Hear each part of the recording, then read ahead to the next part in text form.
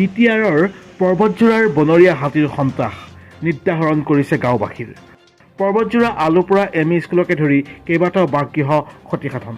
খাদ্যৰ অভাৱত বনাঞ্চল এৰি বড়ো অধ্যুষিত অঞ্চলত বনৰীয়া হাতীৰ সন্ত্ৰাস। পৰ্বতজোৰা মহকুমাৰ প্ৰশাসন বন সংমণ্ডল বিষয়া কৰ্মচাৰী কুম্ভকৰ্ণ নিদ্ৰাত।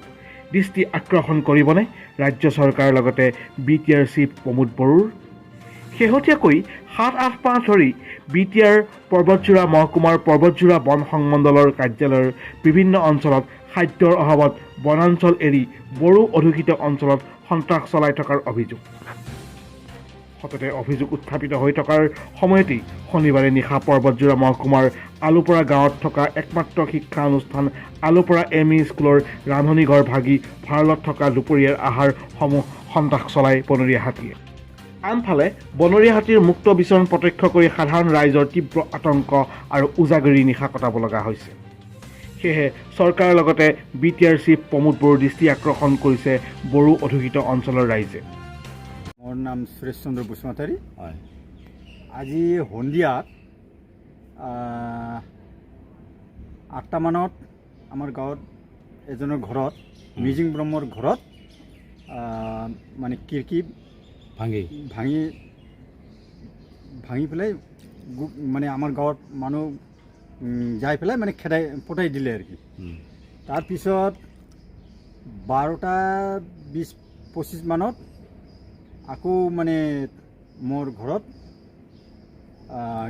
গেটত বনৰীয়া হাতী গেট দি সোমাই পেলাই মোৰ মানে যিটো মই চৰকাৰী ঘৰ আই ঘৰ পাইছিলোঁ সেইটো মানে ৱালখন মানে ৱালখন মানে ভাঙি পেলাই আৰু। ক্ষয়ক্ষতি কিমান হৈছে আপোনাৰ? ক্ষয়ক্ষতি এই ৱাল ইমান হোৱা নাই, ভিতৰত আচবাবপত্ৰ ভালেখিনি ক্ষতি হৈছে। ক'বলৈ গ'লে মানে ধৰ 15-20 হাজাৰমান মানে ক্ষতি হৈছে আৰু কি। আৰু গাঁৱত আৰু কি কাৰ ক্ষতি হৈছে? মানে আৰু গাঁৱত আজি মানে একো ক্ষতি হোৱা নাই। তাৰ আগত মানে যোৱা বছৰ ভাদ্ৰ মাহত আহিছিল, এইটো আছিল দুটা হাতী আছিল আৰু কি। এজনৰ ঘৰত মানে এনেকুৱা মানে পাকঘৰত সোমাই পেলাই মানে অলপ ক্ষতি কৰি গৈছে আৰু কি। তেনে মাজে সময়ে এই হাতীটো উৎপাত চলাই থাকে। এই সম্পৰ্কে এই অসম চৰকাৰ বা বিটিআৰ চিফ যিটো প্ৰমোদ বড়ো কি মই চৰকাৰৰ ওচৰত মোৰ যিখিনি আবেদন চৰকাৰৰ পৰা মই আই ঘৰ পাইছিলোঁ সেইখিনি মানে যাতে মই চৰকাৰৰ বৃহৎ ব্যৱস্থা যাতে কৰি দিয়ে আৰু কি। ধন্যবাদ। এইখিনিয়ে আৰু কি মোৰ আহ্বান। আজি আমাৰ আলুপৰা গাঁৱত আমাৰ আলুপৰা এম ই স্কুলত মানে হাতীয়ে তাণ্ডৱ চলাইছে আৰু কি। বিগত 6 মাহ ধৰি মানে প্ৰচুৰ মানে প্ৰতিটো ভিলেজত মানে আজি এই ভিলেজত কালি ওই ভিলেজত এনেকুৱাকৈ মানে তাণ্ডৱ চলাই আছে হাতীয়ে। প্ৰশাসনৰ কিবা আপোনালোকে কিবা মেছেজ দিছে? প্ৰশাসনক আজি মেছেজ দেওয়া হৈছে, আহিব বুলি কৈছে, এতিয়াও আহি পোৱা নাই। বন বিভাগৰ মানুহ আহিব বুলি কৈছিলে। কি ক'ব চৰকাৰক? কি হ'ব? চৰকাৰক এইটোৱেই আমি আহ্বান জনাইছোঁ যাতে আমাৰ যিমান দুখীয়া মানুহ আছে ইয়াত যিসকলৰ মানে ঘৰ বাৰী ভাঙিছে তাদেৰ সাহায্য কিবা মানে চৰকাৰৰ তৰফৰ পৰা যাতে দিয়ে, এইটোৱে আহ্বান জনাইছোঁ। আজি ৰাতি ক'ত সন্ত্ৰাস চলাইছে?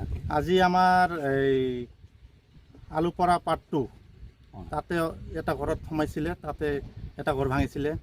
তাৰপিছত আমাৰ এম স্কুলৰ পৰা আলুপৰা এম স্কুলৰ পৰা তাৰপিছত আমাৰ গাঁওবুঢ়া চৰকাৰী গাঁওবুঢ়া আলুপৰা গাঁৱৰ তাৰ ঘৰতো মানে ভাঙিছিলে আৰু কি। স্কুলৰ কিমান ক্ষতি কৰিছে? স্কুলৰ মানে আমাৰ ৰান্ধনী ঘৰৰ পৰা চাউল 4-5 বস্তা আনুমানিক হ'ব আৰু কি ক্ষতি কৰিছে। মানে স্কুলৰ মানে ৰান্ধনী ঘৰত ৱালটো ভাঙিছে। কি ক'ব চৰকাৰক? কি আহ্বান জনাব? চৰকাৰক এইটোৱে আহ্বান জনাইছোঁ যাতে চৰকাৰে বিহিত ব্যৱস্থা গ্ৰহণ কৰে অতি সোনকালে, নহ'লে আমাৰ দুখীয়া মানুহবিলাকে মানে টোপনিৰ মানে নোহোৱা হৈছে, ডেইলি মানে ৰাতি টোপনি নোহোৱা হৈছে, এনেকুৱা হৈ আছে। মানে এক প্ৰকাৰ গাঁওখনত আতংকৰ সৃষ্টি কৰিছে। গৌৰীপুৰৰ পৰা শাহাউদ্দিন মোল্লাৰ প্ৰতিবেদন, অমৃত নিউজ, গুৱাহাটী। অমৃত প্ৰবাহ অসমীয়া সাপ্তাহিক কাকতৰ ডিজিটেল সংস্কৰণ অমৃত নিউজ, সত্যৰ সন্ধানত অমৃত নিউজ।